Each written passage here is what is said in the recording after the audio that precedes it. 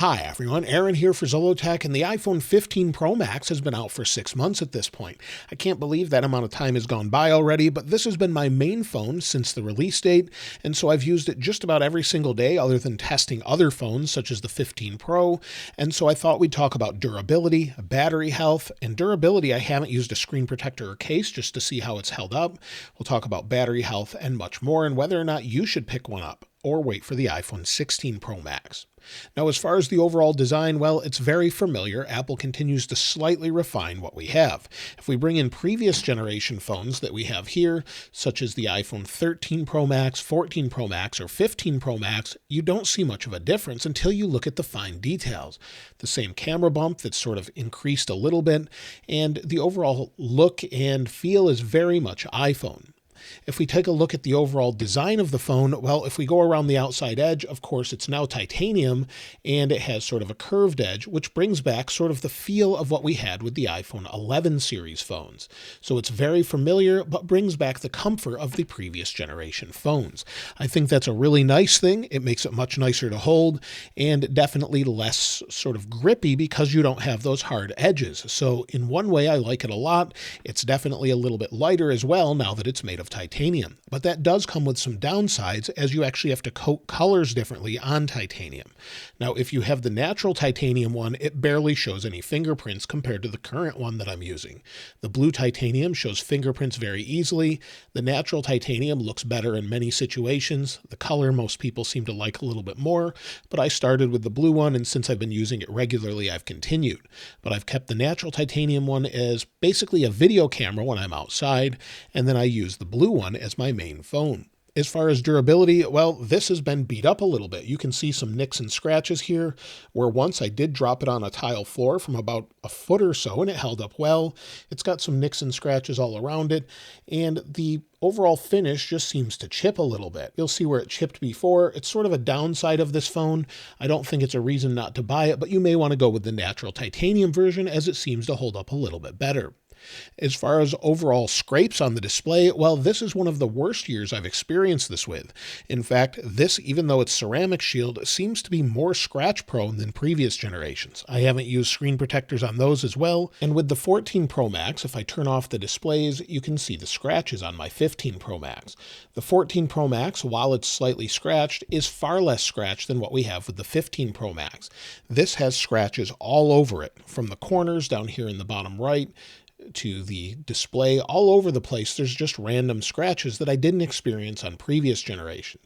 Of course, you could just put a screen protector on it and that would fix that altogether, but I just wanted to share the overall durability as it hasn't been great as far as that goes. As far as the camera lenses, they've held up pretty well, except for maybe right around here. Of course, they collect dust, but you'll see some little scrapes and bumps on the anodized coating or the coating on the titanium, but the lenses themselves don't have a single scratch, so they've held up pretty well. When it comes to battery life, well, battery life is okay. Many people often think that the 13 Pro Max probably had the best battery life, and that may have been a combination of not only the display, as well as maybe the OS. iOS at the time seemed to be pretty refined that way, and now it's gotten worse. So with the 15 Pro Max, despite it having an upgraded processor that should be more power efficient and a larger battery, it doesn't seem to last as long these days. If we go into the battery, let me switch over to dark mode here, go into battery, you'll see that battery health says normal, and if we go into it, I have 131 cycles and 100% battery health. Now, as far as this goes compared to last year, I had 133 cycles on the 14 Pro Max, and it went down to 98%. Currently, if we go into it, since we don't have battery cycle counts here, I can at least show you the battery health. If we go over to battery health and charging, you'll see it's at 87% after using it for a year until I switched to the 15 Pro Max. Prior years seem to last a little bit better, where the battery didn't degrade as quickly. So again, on the 13 Pro Max, battery health and charging after using it a year, I was only down to 98%. Whether that's better battery management, better OS support, or anything else is hard to say, but either way, that's where we're currently at. I'm still at 100%. I would expect it to drop pretty soon. As far as overall battery life, it's not really that great for me. It does get me through a day. I'm down to 79% today, and I've had 55 minutes of screen active time, 1 hour and 22 minutes of screen idle time. And The day before, I used about 60% of my battery and had 3 hours and 27 minutes of screen active time. With the 13 Pro Max, this was much, much higher, around 10 to 12 hours, maybe even higher depending on the day. So it is getting me through a day, but it definitely can improve. When it comes to the display, well, it looks great, just like we had last year. It has basically the same specs.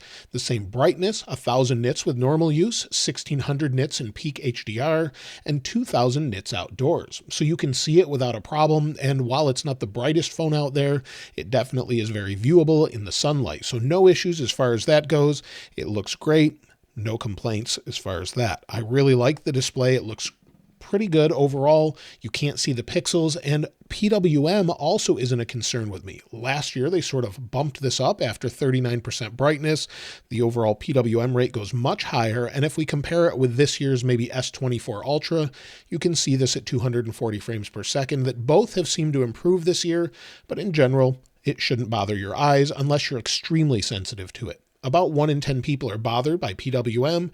It's the way it controls brightness by flashing the display faster and slower. It doesn't bother me with this phone. If you're really sensitive to it, it may bother some people. When it comes to the always-on display, well, my overall usage has changed with it this year. You'll see I don't have the wallpaper on the background. I just leave it black, showing me the time and date. I really appreciate that. I wish they would add more to it, though. I think my biggest disappointment, though, is the dynamic island. After we've had it for quite some time, it just seems to be underutilized. We did see maybe some new live activities in recent iOS updates, and then they took them away. Stopwatch used to have one. Maybe they'll have it in the future if you're watching that then. But if we do have maybe something such as a timer set, swipe up, it goes to the dynamic island. The same is true if we go into music. So if we go into a song here, and if a song's playing, it will also go to the dynamic island. You can swipe back and forth, see what you have here, swipe again, and you've got all of your information, go into it, and whatever works for you. I think it's a great way to manage things, and I just wish Apple utilized it more. So we'll get rid of that timer, and then again, with music, swipe home, we'll start and stop. Again, it seems to be a little bit buggy from time to time, a little bit laggy with swiping, and it's a great feature that I just wish was utilized more. I think it's a great way to sort of hide sensors in the camera and make use of something that you have to have until new technology comes out. Of course, we have ProMotion, and some people say it feels a little bit different depending on the updates, but I really haven't noticed too much of an issue. It's super smooth. It does ramp up and down, and you will notice it from app to app if it uses it.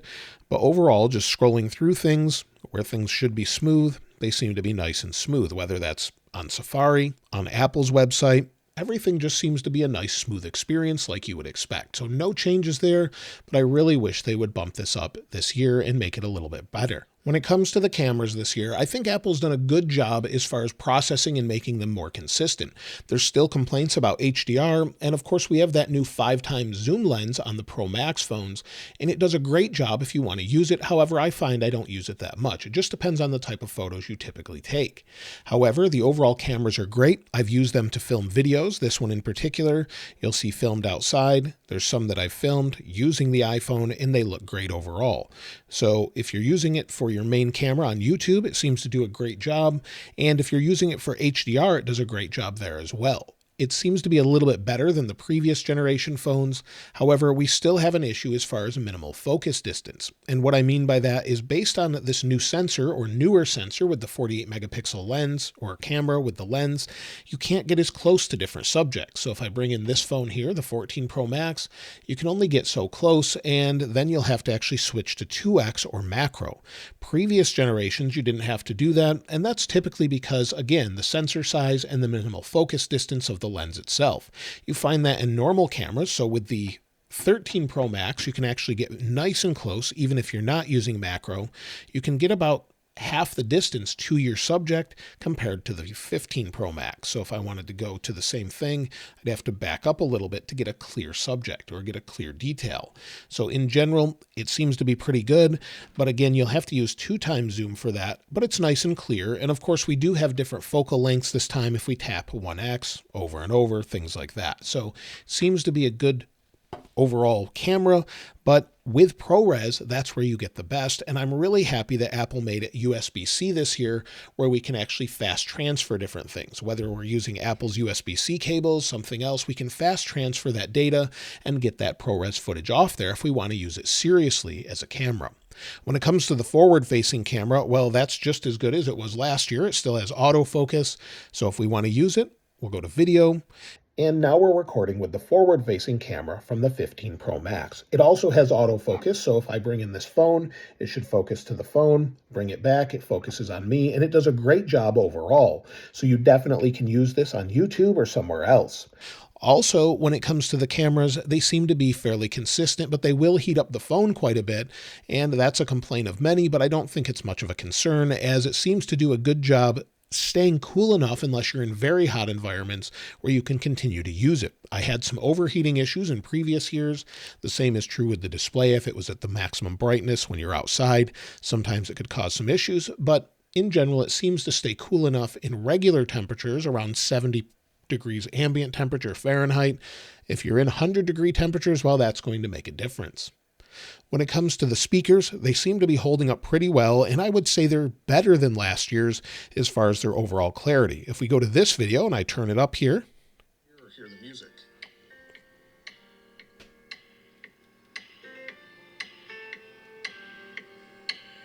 Seem to crackle as much as maybe the 14 Pro or 14 Pro Max did. And so the overall speakers sound great, except at maybe the highest of volumes. Typically they're nice and clear, they have nice stereo sound, and they're holding up well. They're not crackling or causing any issues over time. Now, as far as the emergency SOS or crash detection feature, this is something I really value that came in handy one day last year around this time. I actually was in a car accident and thankfully everyone was okay, but it triggered on my Apple Watch and then I was fine and was able to cancel it. However, it was calling emergency services, counting down to make that call, making sure I was okay. So this is a great feature that's built into the last couple generations of phones and definitely something I appreciate. Thankfully, I haven't had to use satellite as far as the communication goes, where I need emergency SOS via satellite. So if you're using that and you need to make maybe a connection with someone, you're in an area that's remote without any connectivity, this is a great feature to have. Thankfully, I haven't needed to use it though. When it comes to overall connectivity, though, this is hit or miss depending on who you ask. I've had pretty good connectivity. Even though I'm in my home, I have only one bar, and that's on 5G. So depending on where you're at, this is going to vary, of course, how close your cell towers are, what carrier you have.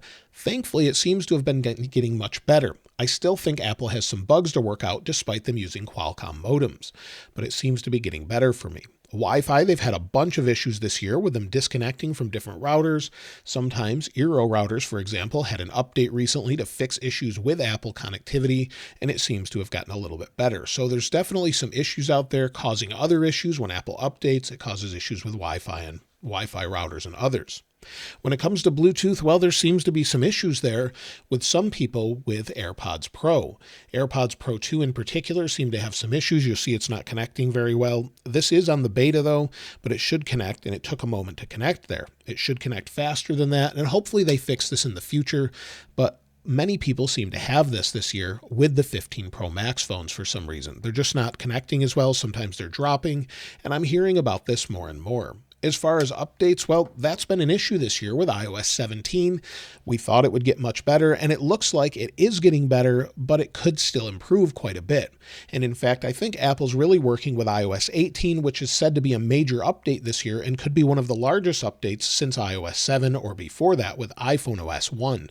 So maybe it will be a major update introducing AI and much more, and hopefully a lot of stability. I know we've talked about this every year, but we have some good sources this time around, such as Mark Gurman saying that iOS 18 should be a major update, and Apple's calling it a major update themselves as well. So hopefully we'll see some design changes there. Also, we'll have support in the future, many years for this phone, at least 5, maybe 7, so you can expect this to get iOS 22, iOS 23, maybe beyond that. Now, iPhone 15 is a design that should be used for a few years or be familiar with the rounded corners. Typically, Apple, when they switch to something like titanium, it sticks around for a while, so we'll probably see that for a while. Also, if you're wondering if you should buy an iPhone 15 Pro or 15 Pro Max at this point, I probably would hold off if you can, unless you're looking for a major discount, as they're starting to be discounted in different stores. So you could pick one up. I think it's a great phone, but at this point, I'd probably hold off since we're mostly halfway through the year and we should see the new iPhone 16 Pro and 16 Pro Max in September. So that's how it's been after 6 months. It's been a great phone. I'll continue to use it. Still has some bugs. It's not perfect, but hopefully it gets better. Let me know what you think of iPhone 15 Pro and 15 Pro Max in the comments below and how it's going for you. And of course, if you'd like to get your hands on this wallpaper, I'll link it in the description like I normally do. If you haven't subscribed already though, please subscribe. And if you enjoyed the video, please give it a like. As always, thanks for watching. This is Aaron. I'll see you next time.